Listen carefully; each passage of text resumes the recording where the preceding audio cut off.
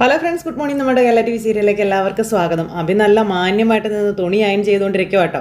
അപ്പോഴാണ് നമ്മുടെ ദേവയാനിയും നയനയും അത് വന്ന് കണ്ടുകൊണ്ട് ഇങ്ങനെ നിൽക്കുന്നത്. അപ്പോൾ നവ്യ ഇവിടെ ഇല്ലാത്തപ്പോൾ ഞാനിതൊക്കെ ചെയ്താൽ പോരെ അമ്മായി എന്ന് അഭി ചോദിക്കുമ്പോൾ പോരാ, അവളുടെ മുന്നിൽ വെച്ച് തന്നെ നീ ഇതൊക്കെ ചെയ്യണമെന്ന് ദേവയാനി അഭിയോട് പറഞ്ഞു. ഇനിയിപ്പം നിനക്ക് ജോലിയൊന്നും ചെയ്ത് സമ്പാദിക്കേണ്ട കാര്യമില്ലല്ലോ, നിന്റെ ഭാര്യ ഇഷ്ടം പോലെ സമ്പാദിച്ചുകൊണ്ട് വരുന്നില്ലേ, അപ്പം പിന്നെ നീ വീട്ടുപണിയെങ്കിലും ചെയ്യാൻ ദേവയാനി പറയാം. ഇത് വല്ലാത്തൊരു ശിക്ഷ തന്നെ കേട്ടോ അമ്മായി എന്ന് അഭി പറയുമ്പം നീ ഇതിൻ്റെ ഇരട്ടിയാ എൻ്റെ ചേച്ചിയെയും ഈ കുടുംബത്തിനെയും ശിക്ഷിച്ചു കൊണ്ടിരിക്കുന്നത്. ആദർശേട്ടനും മൂർത്തീസ് ജ്വല്ലറിക്കും ഇപ്പോൾ ഉണ്ടാകുന്ന പല തിരിച്ചടികൾക്കും മുന്നിൽ നീ ആണോ എന്ന് പോലും ഞങ്ങൾക്ക് സംശയമുണ്ടെന്ന് നയന പറഞ്ഞു. അപ്പം അത് നിന്റെ പണിയാണെന്ന് അറിഞ്ഞാൽ നിനക്ക് പിന്നെ ഈ വീട്ടിൽ നിലനിൽപ്പ് പോലും ഉണ്ടാവില്ല എന്ന് ദേവയാനി പറയണം. അമ്മയുടെ സാരിയൊക്കെ ഡ്രൈ ക്ലീൻ സെൻറ്ററിൽ കൊടുത്താലേ നല്ല വൃത്തിയായിട്ടും വെടുപ്പായിട്ടൊക്കെ കിട്ടത്തുള്ളൂ കേട്ടോ അമ്മായി എന്ന് അഭി പറയുമ്പോഴേക്കും ഇത്രയും വൃത്തി വെടുപ്പൊക്കെ മതിയെന്ന് പറയും. ചുളുക്കില്ല, അത് നല്ല നീറ്റായിട്ട് അയൺ ചെയ്ത് തരണമെന്ന് ദേവയാനി അഭിയോട് പറയണം. നിന്റെ ജീവിതമേ ചുക്കിച്ചുളിഞ്ഞ് കിടക്കുകയല്ലേ, ഇനി ഞങ്ങളുടെ ഡ്രസ്സിലും കൂടി അത് വേണ്ടെന്നാണ് പറഞ്ഞത്, മനസ്സിലായോ എന്ന് ചോദിച്ചു. എന്നിട്ട് ഇങ്ങനെ പറഞ്ഞു കഴിഞ്ഞപ്പം ഈ അയൺ ചെയ്യാന്നൊക്കെ പറഞ്ഞാൽ കണ്ടു നിൽക്കുന്നവർക്ക് നിസ്സാരമായിട്ട് തോന്നും, പക്ഷേ അതത്ര എളുപ്പമുള്ള പണിയൊന്നും അല്ല, അതൊക്കെ നീ ഒന്ന് മനസ്സിലാക്കാൻ നയന പറഞ്ഞു. അപ്പോഴാണ് നവ്യ അങ്ങോട്ടേക്ക് വരുന്നത്. ഇത് കണ്ടുകൊണ്ട് എന്തിനാണ് നീ ഇതൊക്കെ ചെയ്യുന്നതെന്ന് ചോദിച്ച്. അപ്പോൾ അമ്മായിക്ക് ഞാൻ അയൺ ചെയ്യുന്ന വലിയ ഇഷ്ടമാണെന്ന് നവ്യ പറയാ നവ്യോട്. എന്നിട്ട് ഇതുവരെ നീ എൻ്റെ ഒരു ഡ്രസ്സ് പോലും അയൺ ചെയ്ത് തന്നിട്ടില്ലല്ലോ. അതും പിന്നെ കഴിഞ്ഞ ദിവസം ഒരു ജോത്സ്യനെ കണ്ടപ്പോൾ അയാൾ പറഞ്ഞായിരുന്നേ, എനിക്കിപ്പോൾ ശനിയാണ്, ആ ശനിദോഷം തീരാൻ വീട്ടിലുള്ളവരെയൊക്കെ സഹായിക്കണം എന്ന്. ഭാര്യയെ സഹായിക്കണമെന്ന് എന്താ പറഞ്ഞില്ലേടാ, വീട്ടിലുള്ളവരെന്ന് പറയുമ്പം അതിൽ ഭാര്യയും പെടുമല്ലോ എന്ന് അഭി ഇത് കേട്ട് കഴിഞ്ഞപ്പം അപ്പം നിനക്ക് വെറുതെ ഇരിക്കുന്നതാണ് പ്രശ്നം, നീ ഇങ്ങോട്ട് വന്നേ എന്ന് പറയുന്ന നവ്യ വിളിക്കുമ്പം അല്ല ഇത് കഴിഞ്ഞിട്ട് പറ്റില്ല, നേരത്തേട്ട് വരാനല്ലേ നിന്നോട് പറഞ്ഞതെന്ന് പറഞ്ഞുകൊണ്ട് നവ്യ ഒച്ച വയ്ക്കുന്നു. അപ്പോൾ അഭി ഇങ്ങനെ ദേവയാനിയുടെ നേരെ നോക്കുക, ചേർത്താനും കടലിൽ നടുക്ക് ഇങ്ങനെ നിൽക്കുമല്ലേ. അപ്പോൾ ദേവയാനി നയനെ ഇങ്ങനെ നോക്കുന്നു. ആ സമയത്ത് നയന അമ്മയെ നോക്കി തല ഇങ്ങനെ ആക്കി കാണിക്കുക. തൽക്കാലം നീ ചെല്ല്, ഇവള് വിളിച്ചതല്ലേ, ഇവൾക്ക് എന്താ വേണ്ടതെന്ന് വെച്ചാൽ ചെയ്ത് കൊടുത്തിട്ട് ഇത് കംപ്ലീറ്റ് ചെയ്യാൻ നോക്കാൻ ദേവയാനി അവിയോട് പറഞ്ഞപ്പോൾ ശരി അമ്മായി എന്നും പറഞ്ഞ് അവി നവ്യയുടെ കൂടെ പോകും കേട്ടോ. നവ്യ നയനെ തുറച്ചു നോക്കിയാച്ചാൽ അവിടെ നിന്ന് അങ്ങ് പോകുന്നത്. അപ്പം ഞാൻ ബാക്കി നയൻ ചെയ്യട്ടെ അമ്മയെന്നും പറഞ്ഞ് നയനെ അയൺ ചെയ്യാൻ നോക്കുമ്പോൾ അതൊന്നും വേണ്ട മോളെ, അവൻ ചെയ്തില്ലെങ്കിൽ അവൻ്റെ അമ്മ ചെയ്തോളും, മോള് വയ്യാതിരിക്കല്ലേ, ഒന്നും ചെയ്യണ്ടെന്ന് പറഞ്ഞു ദേവയാനി. അമ്മേ, നമ്മളിങ്ങനെയൊക്കെ അവൻ്റെ അമ്മയും കൊണ്ട് ചെയ്യിപ്പിക്കുമ്പോൾ ചേച്ചി മിക്കവാറും സത്യങ്ങളൊക്കെ മനസ്സിലാക്കില്ലേ എന്ന് ചോദിച്ചു. മനസ്സിലാക്കുന്നുണ്ടെങ്കിൽ മനസ്സിലാക്കട്ടെ മോളെ, അതിനിപ്പോൾ നമുക്കെന്താന്ന് നയനയോട് ദേവയാനി ചോദിച്ചു. അല്ലെങ്കിൽ സമ്മർദ്ദം സഹിക്ക വയ്യാതെ അമ്മയും മോനും കൂടി നടന്നതൊക്കെ തുറന്ന് പറയട്ടെ എന്നും ദേവയാനി പറയാം. അമ്മേ, അത് വലിയ കുഴപ്പമാവട്ടോ എന്ന് നയന പറയുമ്പം അതുകൊണ്ടല്ലേ നമ്മളെല്ലാം സഹിച്ചും ക്ഷമിച്ചും ഇത്രയും കാലം ഇങ്ങനെ നിന്ന് പോയത് അല്ലേ, അതിൻ്റെ കൂടെ രണ്ടെണ്ണം മെയ് അനങ്ങാതെ അങ്ങനെ ഇരിക്കുകയേ വേണ്ട, അങ്ങനെ ഇരിക്കാൻ ഒരിക്കലും ഞാൻ സമ്മതിക്കില്ല മോളെ എന്ന് പറഞ്ഞുകൊണ്ട് ദേവയാനി നയനോട് പറയുകയും ചെയ്തു. ആ സമയത്ത് ദാമ്പിയ ഇവനെ മുറിയിൽ കയറ്റി കഥ കടച്ചു. എന്നിട്ട് ഭയങ്കര ദേഷ്യത്തോടു കൂടി അവയുടെ മുന്നിലേക്ക് ചെല്ലു കേട്ടോ. എന്നിട്ട് ഇത് പിടിക്കാൻ പറഞ്ഞു. എൻ്റെ കാൽപാദത്തിന് ചെറിയ വേദനയൊക്കെ ഉണ്ട്, അതൊന്ന് തിരുമ്മി തരാൻ പറഞ്ഞു, അതിനുള്ള ബാമ നീ തൂത്ത് തരാൻ പറഞ്ഞു. അതെന്താ നവ്യ നീ ഇപ്പം ഇങ്ങനെയൊക്കെ പറയുന്നതെന്ന് ചോദിച്ചു. നിന്നോടാ പറഞ്ഞതെന്നും പറഞ്ഞുകൊണ്ട് ഇങ്ങനെ പറയുമ്പോഴത്തേക്ക് അഭി നവ്യയുടെ കാല് തിരുമ്മുക. ദേഷ്യം കാരണം അഭിക്ക് ഒരു രക്ഷയില്ല കേട്ടോ. കാലിങ്ങനെ തിരുമ്മി തിരുമ്മി തിരുമ്മി തിരുമ്മി വേദനിപ്പിച്ചുകൊണ്ടിരിക്കുക കാരണം ഈ ദേഷ്യം. അപ്പം എൻ്റെ ദൈവമേ, ഇതിപ്പോൾ അമ്മ വീട്ടുവേലക്കാരി, മോൻ വീട്ടുവേലക്കാരൻ, ഈശ്വരാ എന്ന് പറഞ്ഞുകൊണ്ട് അഭി ഇങ്ങനെ മനസ്സിൽ പറയുമ്പം അവർ പറയുന്നതൊക്കെ എത്ര ഉത്സാഹത്തോടു കൂടി നീ ചെയ്തു കൊടുക്കുന്നത്, പിന്നെന്താ സ്വന്തം ഭാര്യയുടെ കാലിൽ ബാം തടവാൻ ഇത്രയും ബുദ്ധിമുട്ട് എന്ന് നവ്യ ചോദിക്കുമ്പോൾ അയ്യോ ബുദ്ധിമുട്ടുണ്ടെന്നൊന്നും ഞാൻ പറഞ്ഞല്ലോ, നിനക്ക് ജോലി ഇല്ലാത്തതാണ് പ്രശ്നമെങ്കിൽ എത്രയും പെട്ടെന്ന് ഞാൻ നിനക്കൊരു ജോലി തരപ്പെടുത്തി തരാമെന്ന് നവ്യ അഭിയോട് പറയുക. നിന്റെ ചേട്ടനേക്കാളും അനിയനേക്കാളും നീ തീരെ താഴെ പോകാനൊന്നും പാടില്ല എന്നൊക്കെ നവ്യ അഭിയോട് പറയുമ്പോൾ ഉള്ളു കിടന്ന് പിടയ്ക്കുവാണ്. നമ്മുടെ സ്റ്റാറ്റസിനനുസരിച്ചുള്ളൊരു ജോലിയാണ് ഞാൻ നോക്കുന്നത്, അല്ലെങ്കിൽ എപ്പോഴേ നിനക്കൊരു ജോലി സംഘടിപ്പിച്ച് തരാൻ എനിക്ക് പറ്റുമായിരുന്നു എന്നൊക്കെ നവ്യ ചോദിക്കുമ്പോൾ അതുപിന്നെ മൂർത്തീസ് ജ്വല്ലറിയിലെ പയ്യനെന്നൊക്കെ പറഞ്ഞാൽ ജോലിയൊക്കെ കിട്ടും, പക്ഷേ ഞാൻ ജയിലിൽ കിടന്നത് മിക്ക ആൾക്കാർക്കും അറിയാവുന്ന കാര്യമാണെന്ന് അഭിനവ്യോട് പറയുക. അതുകൊണ്ട് ഈ നാട്ടിലിപ്പോൾ ഒരു ജോലി കിട്ടാൻ അത് ബുദ്ധിമുട്ടാവും. ഈ നാട് വിട്ട് നീ പോവേണ്ട ആവശ്യമൊന്നുമില്ല, പക്ഷെ ജോലി കിട്ടുന്നത് വരെ കുറച്ചൊരു ബോൾഡായിട്ട് ജീവിച്ചൂടെ അഭി, നീ എന്തിനാണ് എന്നെ ഇങ്ങനെ നാണം കെടുത്തുന്നേ എന്ന് നവ്യ ചോദിക്കുമ്പം നീ ശ്രദ്ധിച്ചില്ലേ അമ്മയുടെ കാര്യം, അമ്മ ഇപ്പം ഈ വീട്ടിൽ കിടന്ന് മാടിനെ പോലെ പണിയെടുക്കുക, അതിൻ്റെ ആവശ്യം എന്താണെന്നാണ് ഞാനീ ചോദിക്കുന്നത് എന്ന് നവ്യ ഇങ്ങനെ അഭിയോട് വീണ്ടും ചോദിച്ചു. രണ്ടമ്മായിമാരും അടുക്കളയിൽ കയറിയിട്ട് പോലും നിൻ്റെ അമ്മ ഇതുവരെ അടുക്കളയിൽ കയറിയിട്ടില്ല, ഇനി കയറുകയാണെങ്കിൽ തന്നെ അവിടെ എന്തെങ്കിലും സവാളയോ തക്കാളിയോ ഒക്കെ അരിഞ്ഞുകൊണ്ടങ്ങ് നിൽക്കത്തേ ഉണ്ടായിരുന്നുള്ളൂ. ഇതിപ്പോൾ അങ്ങനെയാണോ? അങ്ങനെയുള്ളവരാ ഇപ്പം ഇളയ അമ്മയെ പോലെ അടുക്കളയിൽ കയറ്റാതെ ഒറ്റയ്ക്ക് നിന്ന് എല്ലാ പണികളും ചെയ്യുന്നത്. അന്നേരം അതെ, ഒരുത്തി ഇപ്പോൾ വന്നത് നീ കണ്ടതല്ലേ അവന്തിക, അവളുടെ കല്യാണം എന്തായാലും ഉടനെ നടക്കും. ആ സമയത്തെ എടുപ്പത് പൊന്നും പണമൊക്കെ കൊടുക്കണമെങ്കിൽ അമ്മയും ഞാനും ഒക്കെ ഒന്ന് കോംപ്രമൈസ് ചെയ്ത് കൊടുത്തേ പറ്റുള്ളൂ എന്ന് പറഞ്ഞു. അപ്പോൾ എന്തിനാടാ കൊടുക്കുന്നേ, വന്നവളും ഇപ്പോൾ അവരുടെ സൈഡല്ലേ എന്ന് നവ്യ അന്നേരം ചോദിച്ചു. അവൾ എന്നെ പോലും വെറുപ്പോടെയാടാ നോക്കുന്നതെന്നൊക്കെ നവ്യ അബിയോട് പറയുമ്പം ഞാൻ ചെയ്യുന്നതൊന്നും ശരിയല്ലെന്ന് അവൾ പോലും പറയുന്നേ. അപ്പോൾ അവൾക്ക് എന്താ പറ്റിയതെന്ന് ഞങ്ങൾക്കും ഇതുവരെ മനസ്സിലായിട്ടില്ല എന്നും അമ്മയും അവളുടെ സ്വഭാവം കണ്ട് ആകെ ഞെട്ടലിലാണെന്ന് അഭി പറഞ്ഞു. അതുകൊണ്ട് ഇവിടെയുള്ളവർക്ക് എല്ലാവർക്കും അവളോട് ഒരു സിമ്പതിയൊക്കെ ഉണ്ട്. അവൾക്ക് കൊടുക്കാനുള്ളതൊക്കെ അവർ കൊടുക്കുകയും ചെയ്തോളും. അതോർത്ത് നീയും നിന്റെ അമ്മയും വിഷമിക്കേണ്ട കാര്യമൊന്നുമില്ല എന്നൊക്കെ നവ്യ അഭിയോട് പറയുക. പോട്ടെ നവ്യ, വിഷമിക്കാതെ എന്നും പറഞ്ഞുകൊണ്ട് അഭി നവ്യയെ സോപ്പിട്ട് ചാക്കിലാക്കുക കേട്ടോ. മതിയോ തിരുമ്മിയെന്ന് ചോദിക്കുമ്പോൾ ഒരു കാല് തിരുമ്പുമ്പോൾ മറ്റേ കാലിന് അങ്ങനെ വിഷമാവില്ലേ, ആ കാലും കൂടെ അങ്ങ് തിരുമാൻ പറഞ്ഞു. എന്നിട്ട് നവ്യയെ കൊണ്ട് നവ്യയുടെ മറ്റേ കാലും അവിയെ കൊണ്ട് തിരുമിക്കാം. കരഞ്ഞും വിളിച്ചു ഇങ്ങനെ തിരുമ്മി ഇങ്ങനെ ഇരിക്കുന്നു. ഇത് കഴിഞ്ഞ് പിന്നെ ആദർശ് വീട്ടിൽ വന്നു. ആകെ ടെൻഷനായിട്ട് മുറിയിലിരിക്കുക. അപ്പോൾ നയന അങ്ങോട്ടേക്ക് കയറി വന്നു. നയന കയറി വന്നപ്പോൾ ആദർശിന് ഭയങ്കരമായിട്ടുള്ള ടെൻഷൻ ഉണ്ടെന്ന് നയനയ്ക്ക് മനസ്സിലായി. നയന കയറി വന്നിട്ട് എന്താ ആദർശേട്ടാ, ചേച്ചിയുടെ കാര്യമാണ് ഓർത്തുകൊണ്ടിരിക്കുന്നതെന്ന് ചോദിച്ചു. അപ്പോൾ അതേന്ന് പറഞ്ഞു. അവൾ ഈ രീതിയിൽ പോയാൽ എന്താവും എന്ന് എനിക്കറിയില്ല, എന്താ സംഭവിക്കുന്നതെന്ന് എനിക്ക് മനസ്സിലാകുന്നില്ല. എന്തിനു വേണ്ടിയിട്ടാ അവർ പണം ഇങ്ങനെ വാരി എറിയുന്നേ? ഓരോ സൂപ്പർ മോഡലിന് കൊടുക്കുന്നതിനേക്കാളും പൈസ അവരിപ്പോൾ നബിക്ക് കൊടുത്തിരിക്കുന്നതെന്ന് ആദർശ് പറയുമ്പം അത് 2 വർഷത്തേക്കല്ലേ ആദർശേട്ടാ? 2 വർഷത്തേക്കായാലും അത്രയൊന്നും ആരും കൊടുക്കില്ല നയനയെന്ന് ആദർശ് പറഞ്ഞു. നമ്മളും ജ്വല്ലറി ബിസിനസ്സും കാര്യങ്ങളും ചെയ്യുന്നവരാ. മൂർത്തി ജ്വല്ലറി ഇന്ന് പരസ്യത്തിന് വേണ്ടി ഏറ്റവും കൂടുതൽ ഫണ്ട് മാറ്റി വെച്ചിരിക്കുന്നത്. അങ്ങനെയുള്ള നമ്മൾ പോലും ഒരു മോഡലിന് വേണ്ടി ഇത്രയും പണമൊന്നും കൊടുത്തിട്ടില്ല എന്നും ആദർശ് പറയുവാണ്. നവ്യയ്ക്ക് മോഡൽ രംഗത്ത് വലിയ ഭാവിയൊന്നും ഉണ്ട് എന്ന് വിശ്വസിക്കുന്ന ആളൊന്നുമല്ല ഞാൻ. അവൾ അത്ര വലിയ പെർഫോമറും അല്ല. അവൾക്ക് ആ ഒരു കഴിവുമില്ല. ഇത് നമ്മളെ കരിവാരത്തേക്കാൻ വേണ്ടി AN ജ്വല്ലറിക്കാർ ചെയ്യുന്നതാണ് മനഃപൂർവ്വം. അത് തന്നെയാണ്, അങ്ങനെ തന്നെയാണ്. അപ്പോൾ അവിടെയാണ് ആദർശേട്ടാ മുത്തശ്ശൻ്റെ വാക്കുകൾക്ക് പ്രസക്തി ഉള്ളത് എന്ന് നയന പറയുന്നു. അവർ നമ്മളെ അടിമുടി തകർക്കാനാണ് നോക്കുന്നതെന്ന് നയന പറയുമ്പം നമുക്ക് ഇതുവരെ ഇതുപോലത്തെ ഒരു കോമ്പറ്റീഷനും കാര്യങ്ങളൊന്നും ഉണ്ടായിട്ടില്ല എന്നും അതിപ്പോൾ ഞാൻ MD ആയതിനു ശേഷമൊന്നും അല്ല, മുത്തശ്ശൻ ആ സ്ഥാനത്തിരുന്ന സമയത്തും ഇതുപോലെ ആരും നമ്മളെ ഈ രീതിയിലൊന്നും വിഷമിപ്പിച്ചിട്ടില്ല എന്ന കാര്യം ആദർശ് നയനയോട് പറയുന്നു. ഇത് നമ്മളെ തകർക്കാൻ ശ്രമിക്കുന്നതാണ് മനഃപൂർവ്വം. അപ്പോൾ അതിനെ മറികടക്കാനുള്ള ബുദ്ധിയും കഴിവൊക്കെ ആദർശമായിട്ടുണ്ടെന്നാണ് എൻ്റെ വിശ്വാസം എന്ന് നയന അന്നേരം പറയുകയും ചെയ്തു. ഞാനും അച്ഛനും ഇളയച്ചനും ഒക്കെ ഇപ്പോൾ പഴയതിനേക്കാളും ബിസിനസ്സിൽ കോൺസെൻട്രേറ്റ് ചെയ്യുന്നുണ്ടെന്നും വേണ്ടുന്ന കാര്യങ്ങൾ ചെയ്യുന്നുണ്ടെന്നും 100% കമ്പനിയോട് കൂറുള്ള സ്റ്റാഫുകളാണ് മൂർത്തി ജ്വല്ലറിയുടെ ആ ഒരു വിജയം. എന്നാൽ ഇപ്പോഴേ അവരെ പോലും നമ്മൾ വിശ്വാസത്തിലെടുത്തിട്ടില്ല എന്ന് ആദർശ് പറയണു. കുടുംബത്തിനകത്തുള്ള ഒരു പെൺകുട്ടിയെ വെച്ചിട്ടാണ് എതിരാളികൾ മാർക്കറ്റ് ചെയ്തുകൊണ്ടിരിക്കുന്നത്. അവിടെയും നവ്യ എന്ന മോഡലല്ല, അനന്തപുരിയുടെ മരുമകൾ മോഡലായി എന്നാണ് ജനശ്രദ്ധ പിടിച്ചു പറ്റിയിരിക്കുന്നത് എന്ന കാര്യമൊക്കെ ആദർശ് നയനയോട് പറയണു. നയനാസ് കളക്ഷൻസ് ഇന്ന് വളരെ പ്രശസ്തമാണ്. ആ ഡിസൈനറുടെ ചേച്ചിയായിരുന്നു AN ജ്വല്ലറിയുടെ മോഡലായിട്ട് ബിഗ് സ്ക്രീനിൽ പോലും തെളിയുന്നത്. ഏത് തിയേറ്ററിൽ പോയാലും ഇപ്പം നവ്യയെ കാണാൻ പറ്റും. പണം വാരി എറിയും അവരെന്നൊക്കെ പറഞ്ഞ് നയനയോട് ആദർശ് പറഞ്ഞു. അത് അങ്ങനെയൊക്കെ ആയിക്കോട്ടെ, അതിപ്പോൾ ബിസിനസ് പിടിക്കാൻ വേണ്ടിയിട്ട് അങ്ങനെയൊക്കെ ചെയ്യാറുള്ളത് തന്നെയാണ്. പക്ഷേ ഇവിടെ മൂർത്തി ജ്വല്ലറിയെയും കുടുംബത്തെയും ടാർഗറ്റ് ചെയ്ത് ആരൊക്കെയോ പ്രവർത്തിക്കുന്നുണ്ടെന്ന കാര്യം ആദർശ് നയനയോട് പറഞ്ഞു. AN ജ്വല്ലറിയുടെ MD ഡേവിസ് അയാളെ പറ്റിയൊക്കെ അന്വേഷിച്ച് ഞാൻ പോയത്. അങ്ങനെ ഒരാൾക്ക് നമ്മളുമായിട്ട് യാതൊരു ശത്രുതയും ഇല്ല, അയാളുമായിട്ട് മുൻപരിചയവും ഇല്ല എന്നും ആദർശ് പറയാം. പിന്നെ ആരാ മറഞ്ഞിരിക്കുന്ന ശത്രു?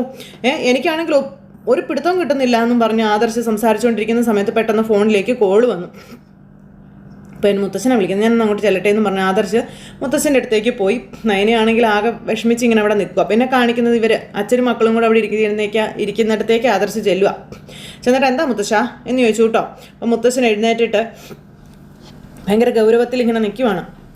എല്ലാ ബിസിനസ്സിലും 2 രീതികളുണ്ടെന്നും സ്വർണത്തിലാണ് കൂടുതലെന്ന് മുത്തശ്ശൻ ആദർശിനോട് പറയണം. അപ്പോൾ മക്കൾ രണ്ടുപേരും ഇങ്ങനെ വിഷമിച്ച് നിൽക്കുവാണ്.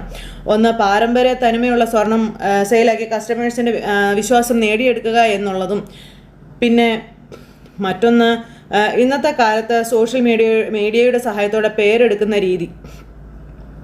ട്രഡീഷണൽ സ്വർണത്തിന് സോഷ്യൽ മീഡിയയിലെ പരസ്യവാചകങ്ങൾ മറികടക്കാനൊക്കെ കഴിയുമെന്നുള്ള കാര്യങ്ങൾ മുത്തശ്ശൻ പറയുക. ഇവിടെ ഇപ്പോൾ പക്ഷേ എതിർഭാഗത്തുള്ളവരെ പണിക്കൂലി സൗജന്യമാക്കിയാണ് കൊടുക്കുന്നതെന്നുള്ള കാര്യവും മുത്തശ്ശൻ ഇങ്ങനെ ആദർശനോട് പറയണം. അങ്ങനെ വരുമ്പോൾ സ്വർണത്തിൻ്റെ മാറ്റു പോകാറാണ് പതിവ്. ഇവിടെ ഇപ്പോൾ അത് സംഭവിച്ചിട്ടില്ല. പിന്നെ നമ്മുടെ രീതി തന്നെയാണ് AN ജ്വല്ലറിയും മുന്നോട്ട് കൊണ്ടുപോകുന്നത്. മേക്കിംഗ് ചാർജ് അവർ ഈടാക്കുന്നില്ല, എന്നാൽ കൊടുക്കുന്നതോ തനി തങ്കമാണെന്ന കാര്യവും മുത്തശ്ശൻ ഇങ്ങനെ പറയുന്നു. അപ്പോൾ മാർക്കറ്റ് പിടിച്ചടക്കാൻ തന്നെയാണ് അവർ നോക്കുന്നതെന്ന കാര്യം ജയൻ അന്നേരം അച്ഛനോട് പറയുക കേട്ടോ. ഇവർ മൊത്തം തല പുകഞ്ഞ് ആലോചിക്കുക. അപ്പം ഞാനിപ്പം നിന്നെ വിളിപ്പിച്ചത് അത് പറയാനായിട്ടൊന്നും അല്ല എന്ന് മുത്തശ്ശൻ. ഒരു അമേരിക്കൻ കമ്പനി 5 വർഷത്തെ ഡീൽ ഉറപ്പിക്കാൻ മുംബൈയിൽ ക്യാമ്പ് ചെയ്യുന്നുണ്ടെന്ന് പറഞ്ഞു. അപ്പോൾ ഗോൾഡ് ആൻഡ് ഡയമണ്ട്സ് ബിസിനസ് തന്നെയാണ്. കിലോ കണക്കിന് സ്വർണവും അതേപോലെ ഡയമണ്ടിൻ്റെ ക്വാളിറ്റി നോക്കി അത് പർച്ചേസ് ചെയ്യാനാണ് അവർ വന്നിരിക്കുന്നത് എന്ന് പറയുമ്പം മുത്തശ്ശ ഞാനും അതിന് കൊട്ടേഷൻ കൊടുത്തിട്ടുണ്ടെന്ന് പറഞ്ഞു. അപ്പോൾ അറിയാം, കൊട്ടേഷൻ കൊടുത്തത് കൊണ്ട് മാത്രം കാര്യമായില്ല, ഈ ബിസിനസ് നമുക്ക് നഷ്ടപ്പെട്ടു പോകരുത് എന്ന് മുത്തശ്ശൻ ആദർശനോട് പറയുവാണ്. പിന്നെ ഒരു തകർച്ച ഉണ്ടായപ്പോൾ അത് മാധ്യമങ്ങൾ കൊട്ടിഘോഷിച്ചത് കൊണ്ടാണ് നമുക്കൊരു ഇടിവ് സംഭവിച്ചതെന്ന കാര്യം മുത്തശ്ശൻ ഇങ്ങനെ പറയാം കേട്ടോ. അപ്പോൾ ഇത് പക്ഷേ അതുപോലെയൊന്നുമല്ല കാര്യങ്ങൾ. ഈ ബിസിനസ് നഷ്ടമായി പോയാൽ നമ്മുടെ ഗ്രാഫ് ഒരുപാട് ഇടിഞ്ഞു പോകും മോനെ എന്ന് ആദർശനോട് പറഞ്ഞു കൊടുക്കാം. അത് എൻ്റെ മാത്രമല്ല, നമ്മുടെ ബിസിനസ്സിൻ്റെ പ്രസ്റ്റീജ് ഇഷ്യൂ ആണെന്ന കാര്യമൊക്കെ മുത്തശ്ശൻ ആദർശന് പറഞ്ഞു കൊടുത്തു. പിന്നെ നമുക്കിപ്പോൾ ഉണ്ടായ പ്രശ്നങ്ങൾക്കൊക്കെ ഈ ഡീൽ ഓക്കെ ആയാൽ കുറേ ഒരു ആശ്വാസം കിട്ടും എന്ന് പറഞ്ഞു. ഈ അമേരിക്കൻ കമ്പനി എന്നൊക്കെ പറയുമ്പോൾ അറിയാലോ, അവർക്ക് ഈ പണിക്കൂലി എന്ന് പറയുന്നതേ ഒരു പ്രശ്നമേ അല്ല എന്ന കാര്യം അജയം പറയാം. നമ്മുടെ പാരമ്പര്യവും ട്രസ്റ്റും ഒരു പരിധി വരെ ഡീലേഴ്സിനെയൊക്കെ ഇമ്പ്രസ് ചെയ്യാറുള്ളതാണെന്ന് പറയുമ്പം അപ്പോൾ 100-99% ഈ ഡീൽ നമുക്ക് കിട്ടാൻ തന്നെയാണ് സാധ്യത. എങ്കിലും എനിക്കൊരു ഭയം പോലെ ഉണ്ട് എന്ന് മുത്തശ്ശൻ ആദർശനോട് പറയുന്നു. ആദർശന പ്രഷർ പിന്നെയും കൂടി വരിക. ഇനി നിൻ്റെ മുന്നിൽ അധികം സമയമൊന്നുമില്ല മോനെ, നീയാണ് എല്ലാ കാര്യങ്ങളും നോക്കി ചെയ്യേണ്ടത്. നീയാണ് അമേരിക്കൻ കമ്പനിയുടെ കാര്യങ്ങളെല്ലാം വളരെ കൃത്യമായി തന്നെ നോക്കി എല്ലാം ഏറ്റെടുക്കേണ്ടത്. ആ ഡീൽ നമുക്ക് മേടിച്ചേ പറ്റൂ. ജ്വല്ലറി ഈ ഡീലിൽ പങ്കുകൊള്ളാനുള്ള സാധ്യതകളും കാര്യങ്ങളും ഉണ്ട് എന്നും ഇനിയൊരു പരാജയം നമുക്ക് താങ്ങാൻ പറ്റില്ല എന്ന് മുത്തശ്ശൻ ആദർശനോട് പറയാം. അപ്പം മുത്തശ്ശൻ വെറുതെ ടെൻഷൻ അടിക്കേണ്ട കാര്യമൊന്നുമില്ല. എന്തൊക്കെ ചതിപ്രയോഗങ്ങൾ നടന്നാലും ഇവിടെ ഞാൻ വിജയിച്ച് തന്നെ തിരിച്ചു വരും മുത്തശ്ശ എന്ന് ആദർശ് മുത്തശ്ശനോട് വാക്കും കൊടുക്കുന്നു. എൻ്റെ യാത്രയ്ക്ക് എത്രത്തോളം പ്രാധാന്യം ഉണ്ടെന്ന് എനിക്ക് നന്നായിട്ട് അറിയാവുന്ന ആദർശ് മുത്തശ്ശനോട് പറയാം. മുത്തശ്ശൻ ഉണ്ടാക്കി വെച്ച മൂർത്തി ജ്വല്ലറിയുടെ പേരും പെരുമയും ഒരിക്കലും ഞാനായിട്ട് നഷ്ടപ്പെടുത്തില്ല എന്നും ആദർശ് പറഞ്ഞു. ആ ഒരു ഉറപ്പ് ഞാൻ മുത്തശ്ശന് തന്നിരിക്കുകയാണെന്നും പറഞ്ഞ് ആദർശ് മുത്തശ്ശന് വല്ല പ്രതീക്ഷകളൊക്കെ കൊടുത്തിട്ട് അവിടെ നിന്ന് അങ്ങ് പോയി. അപ്പോൾ ആദർശ് അങ്ങ് പോയി കഴിഞ്ഞപ്പോൾ ഏറ്റെടുത്ത ദൗത്യത്തെപ്പറ്റി അവന് നല്ല ബോധമുണ്ടെന്നൊക്കെ എനിക്കറിയാം. എങ്കിലും അവന് കുറച്ച് അലേർട്ടാക്കാൻ വേണ്ടിയിട്ടാണ് ഞാൻ അങ്ങനെ പറഞ്ഞത് എന്ന് മുത്തശ്ശൻ മക്കളോട് രണ്ടുപേരോടും പറയുവാണ്. അപ്പോൾ വിവരങ്ങളൊന്നും പറയാതെ തന്നെയാണ് അവനവൻ്റെ കടമകൾ ഓരോന്നോരോന്നായിട്ട് ചെയ്തുകൊണ്ടിരിക്കുന്നത്. അവനെപ്പോലൊരു ആളോട് ഇങ്ങനെ സംസാരിക്കേണ്ടി വന്നത് പോലും എനിക്ക് വിഷമമുള്ള കാര്യമാണ്. എന്നാലും ദുബായിലെ തകർച്ച മുംബൈയിലും തുടർന്നാൽ അത് നമ്മുടെ നിലനിൽപ്പിന് ഭീഷണിയാകുമെന്ന് മുത്തശ്ശൻ അജയനോടും ജയനോടും പറയുക. അതുകൊണ്ട് എന്ത് വില കൊടുത്തു ഈ കാര്യങ്ങളൊക്കെ നമുക്ക് ചെയ്യണം എന്നും പറഞ്ഞു. അങ്ങനെ അതും പറഞ്ഞ് നമ്മൾ തമ്മിൽ കണക്ഷനുള്ള ആരോ അയാളാണ് നമ്മളെ ഇതുപോലെ ടാർഗറ്റ് ചെയ്തിരിക്കുന്നതെന്ന് മുത്തശ്ശൻ പറയുകയാണ്. മുത്തശ്ശൻ അതെല്ലാം കണ്ടുപിടിച്ചു. ജലജയുടെ ഭർത്താവിൻ്റെ തലയ്ക്ക് മീതെ കയറി നമ്മുടെ മുത്തശ്ശൻ പറക്കുകയാണ്. അതെല്ലാം കഴിഞ്ഞ് പിന്നെ ദേവയാനി അവിടെ നിന്ന് പ്രാർത്ഥിക്കുക. അപ്പോൾ എൻ്റെ മോൻ മുംബൈയിലേക്ക് പോവുകയാണ്, അവൻ വിജയിച്ച് തന്നെ തിരിച്ചു വരണേ ഭഗവതി എന്നൊക്കെ പറഞ്ഞ് പൂജാമുറിയിൽ നിന്ന് മനസ്സൊരുക്കി പ്രാർത്ഥിക്കുന്നു. അതുപോലെ തന്നെ നയനിയും അങ്ങനെ ഇവർ അമ്പലത്തിലും പോയി അതുപോലെ നിന്ന് പ്രാർത്ഥിക്കുമ്പോൾ ഈ അവന്തികയും കൂടെ പോയിട്ടോ. ഇവരുടെ മനസ്സെന്താണെന്ന് അറിയാനാണ് നടക്കുന്നത്. ആദർശൻ്റെ പേരിൽ അർച്ചന വഴിപാടൊന്നും നടത്തേണ്ടേ അമ്മായി എന്ന് അവന്തിക ചോദിക്കുമ്പോൾ അതൊക്കെ പറഞ്ഞിട്ടുണ്ട് മോളെ എന്ന് ദേവയാനി പറയാം. എനിക്ക് ഓർമ്മ വെച്ചതിൽ പിന്നെ മുത്തശ്ശനെ ഇത്രയും ടെൻഷനോടെ ഞാൻ കണ്ടിട്ടില്ല എന്ന് പറയുമ്പം ഇങ്ങനൊരു സാഹചര്യം ഇതുവരെ ഉണ്ടായിട്ടില്ലല്ലോ മോളെ എന്ന് ദേവയാനി പറയും. ഇപ്പോൾ ഇതെല്ലാം കേട്ട് ഇങ്ങനെ ചിരിച്ചുകൊണ്ട് നിൽക്കുക. പിന്നെ മോൾക്ക് ഓർമ്മ വെക്കുന്നതിന് മുന്നേ ചില സംഭവങ്ങളൊക്കെ വീട്ടിലുണ്ടായിട്ടുണ്ട് എന്ന് ദേവയാനി പറയുവാണ്. അങ്ങനെയാ മോളുടെ അച്ഛൻ വീട്ടിൽ നിന്ന് പുറത്തായതെന്ന് പറയുമ്പോഴത്തേക്ക് അവന്തികയുടെ ഭാവം അങ്ങ് മാറി. ആ കഥകളൊന്നും മോൾക്കറിയില്ല എന്ന് ദേവയാനി പറയണം. മോളോട് അതൊന്നും ആരും പറഞ്ഞിട്ടും ഇല്ല എന്ന് പറയുമ്പോൾ ചിരിച്ചാണ്ട് ഇങ്ങനെ നിൽക്കുക മോള്. എങ്കിലും അന്നൊന്നും നമ്മുടെ ജ്വല്ലറി ഇതുപോലൊരു തകർച്ചയെ നേരിട്ടിട്ടില്ല എന്നും ഇത് ആദ്യമായിട്ടാണ് മൂർത്തി ജ്വല്ലറിയുടെ മാർക്കറ്റ് ഇടിയുന്നതെന്ന് ദേവയാനി പറയാം. അപ്പോൾ അതിനിയും ഇടിയും അവസാനം താഴെ ഒന്നാമതാകുമെന്ന് അവന്തിക പറയുക മനസ്സിൽ. നമുക്ക് വലം വെച്ചിട്ട് വരാമെന്നും പറഞ്ഞുകൊണ്ട് നയന പറയുമ്പോൾ ശരിയെന്നും പറഞ്ഞ് ഇവർ വലം വെക്കാൻ പോകുന്നു. ഇവളാണെങ്കിൽ പുറകെ നടന്നിങ്ങനെ മനസ്സിൽ പ്രാഗിക്കൊണ്ട് ഇങ്ങനെ നിൽക്കുക കേട്ടോ അമ്പലത്തിൽ. ഇത് കഴിഞ്ഞതിന് ശേഷം പിന്നെ കാണിക്കുന്നത് നമ്മുടെ അനാമിക ഇങ്ങനെ ഒരു സ്ഥലത്ത് വന്ന് വെയിറ്റ് ചെയ്യുന്നു. അഭി അനാമികയെ കാണാൻ ചെല്ലുന്നു, കൂടെ ജലജയും ഉണ്ട്. അവർ രണ്ടുപേരും കൂടെ ചെന്നപ്പം മോളെപ്പോഴാണ് വന്നതെന്ന് ചോദിച്ചു ജലജ അനാമികയോട്. ഞാനിപ്പോൾ വന്നതേ ഉള്ളൂ. അവിടെ എല്ലാവരും പ്രാർത്ഥനയാണ്. രാവിലെ അമ്മായിമ്മയും മരുമകളും കൂടി അമ്പലത്തിലോട്ട് പോയായിരുന്നേ, കൂടെ എൻ്റെ മോളും പോയിട്ടുണ്ട് എന്ന് ജലജ അനാമികയോട് പറയുവാണ്. അപ്പോൾ അവൾക്ക് ഇപ്പോഴേ ചെറിയൊരു മാറ്റമൊക്കെ സംഭവിച്ചിട്ടുണ്ട്. ഞങ്ങളെ വിമർശിച്ചിട്ട് അവർക്കൊപ്പം അവൾ നിൽക്കുക.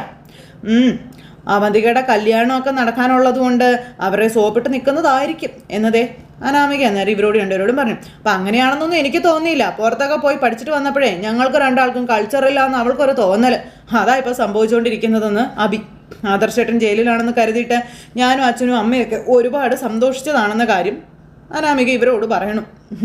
എന്ന് വെച്ചാൽ അതുപോലെ ആയിരുന്നല്ലോ അഭിയേട്ടൻ ഞങ്ങളെ എല്ലാവരെയും പറഞ്ഞ് വിശ്വസിപ്പിച്ചത്. അപ്പം അത് കേട്ട് കഴിഞ്ഞപ്പോഴത്തേക്കും പറഞ്ഞുകൊണ്ട് ഇങ്ങനെ നിൽക്കുക ജലജ. അതിൻ്റെ പേരിൽ കേക്ക് വരെ മുറിച്ചില്ലേ. അവസാനം നയനയ്ക്കൊപ്പം അയാളെ കണ്ടപ്പോൾ ഞങ്ങളുടെ നല്ല ജീവനാണ് അങ്ങ് പോയത്, അറിയാവോ എന്ന് ചോദിച്ചു. അപ്പോൾ പോട്ടെ മോളെ, അതൊക്കെ പോട്ടെ, അവനന്ന് ഭാഗ്യത്തിനാണ് രക്ഷപ്പെട്ടു പോകുന്നത്. ഇനി അത് ഉണ്ടാവത്തില്ലല്ലോ. എന്നാലേ ഇത്തവണ അവൻ തല താഴ്ത്തിയിട്ടായിരിക്കും മുംബൈയിൽ നിന്ന് വരാൻ പോകുന്നത് എന്ന് ജലജ പറയണം. അപ്പോൾ അഭി ഭയങ്കര ചിരി. അങ്ങനെ ആകാൻ വേണ്ടിയിട്ടേ നമുക്ക് സകല ദൈവങ്ങളെയും വിളിച്ച് പ്രാർത്ഥിക്കാം. മോള് വാ എന്നും പറഞ്ഞുകൊണ്ട് മോളെയും കൂട്ടിക്കൊണ്ട് പോവുകയാണ്. ഇതൊരു കാട്ടിലെ അമ്പലത്തിൽ എന്തോ ഒരു ഇതിൽ പോയി നിന്ന് ഇങ്ങനെ പ്രാർത്ഥിക്കുക. 3 പേരും കൂടി. ജലജ അന്നേരം പ്രാർത്ഥിക്കുന്നത്, എൻ്റെ ദൈവമേ, എൻ്റെ പൊന്നു ദേവി, എൻ്റെ മക്കളും ഞാനും മാത്രം നന്നാവണേ, ഞങ്ങൾക്കെതിരെ നിൽക്കുന്നവരെല്ലാം തകർന്ന തരിപ്പണമാകണേ, എൻ്റെ ദേവി മഹാമായേ എന്നൊക്കെ പറഞ്ഞ് ഭയങ്കര പ്രാർത്ഥന. അപ്പോൾ അഭിയാണെങ്കിൽ അമ്മയെ നോക്കുന്നു, അതുപോലെ അനാമികയെ നോക്കുന്നു. എന്നിട്ട് മൂർത്തി ജ്വല്ലറി ഷെയർ ഇടിഞ്ഞ് താഴണേ, ആദർശിന് ആ ഡീല് കിട്ടരുതേ, അവനെ കമ്പനിയിൽ നിന്ന് പുറത്താക്കണേ ഭഗവതി എന്നും പറഞ്ഞുകൊണ്ട് അഭിക്ക് പറ്റുന്നതുപോലെ അഭിയും പ്രാർത്ഥിക്കുന്നു. അപ്പോൾ ഇനി അടുത്ത ഊഴം നമ്മുടെ അനാമിക മോളുടെയാണ്. അനാമിക മോളും അതേപോലെ തന്നെ പ്രാർത്ഥിക്കുന്നു. ഇത് കഴിഞ്ഞതിന് ശേഷം പിന്നെ കാണിക്കുന്നത് ജലജയുടെ ഭർത്താവിനെയാണ്. അയാൾ അവിടെ ഇരുന്ന് പറയാണ്, പൂജകൾ നടക്കട്ടെ, ദൈവത്തെ എല്ലാവരും വിളിച്ച ഉണർത്തട്ടെ, അതിൻ്റെ അവസാനം എന്താ സംഭവിക്കാൻ പോകുന്നതെന്ന് നമുക്ക് നോക്കാമെന്ന് മകളോട് പറയുന്നു. അപ്പം എല്ലാവരും നല്ല ടെൻഷനിലച്ചാ.